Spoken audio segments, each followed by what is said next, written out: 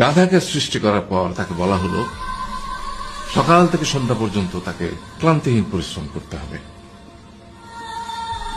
সারা জীবন তাকে পিঠে ভারী বোঝা বইতে হবে, খেতে পাবে শুধু ঘাস, আর তার মাথায় কোনো বুদ্ধি থাকবে না।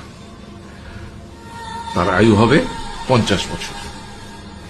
গাধা করজোড়ে সৃষ্টিকর্তাকে বলল, আমি এত বছর বাঁচতে চাই না, আমাকে 20 বছর আয়ু দেওয়া হোক। সৃষ্টিকর্তা সেটাই মঞ্জুর করলেন। কুকুরকে যখন সৃষ্টি করা হলো তখন তাকে বলা হলো যে সে হবে মানুষের সবচেয়ে বড় বন্ধু, কিন্তু সে খাবে মানুষের উচ্ছিষ্ট, এবং তার আয়ু হবে 30 বছর। কুকুর সৃষ্টিকর্তাকে বলল, আমি এত বছর বাঁচতে চাই না, আমাকে 15 বছর আয়ু দেওয়া হোক। সেটাই মঞ্জুর করা হলো। এরপর বানরকে বলা হলো, তুমি শুধু গাছের এ ডাল থেকে ও ডালে ঝুল খাবে এবং নানান রকম ফন্দি ফিকির করে মানুষকে আনন্দ দিবে, তোমার আয়ু হবে 20 বছর। বানর বলল, আমি 20 বছর বাঁচতে চাই না, আমাকে 10 বছর দেওয়া হোক। সেটাই মঞ্জুর করা হলো। এবার এলো পুরুষ মানুষের পালা। তাকে বলা হলো যে তুমি হলে প্রাণীকুলের মধ্যে সবচেয়ে বিচক্ষণ এবং বুদ্ধিমান, সেই জন্য তোমাকে প্রাণীদের শিরোমণি করা হলো এবং তোমার আয়ু হবে 20 বছর।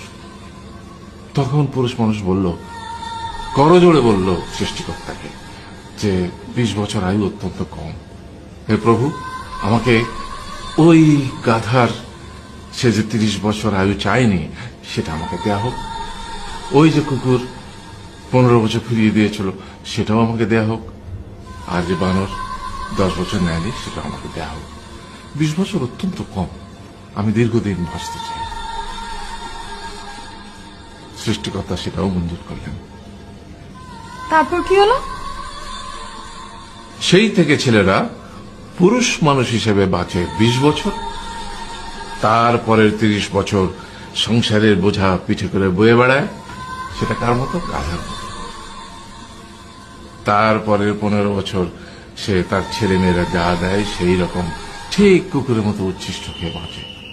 আর তারপরে বৃদ্ধ বয়সে ঠিক বানরের মতো, যেমন গাছের এডাল থেকে ওডাল ঝুল খায় বানর, তেমনি এই ছেলের বাড়ি থেকে ওই ছেলের বাড়ি, আর নানান রকম ফন্দি ফিকির করে তার নাতি নাতনিদের আনন্দ দেওয়ার চেষ্টা করে।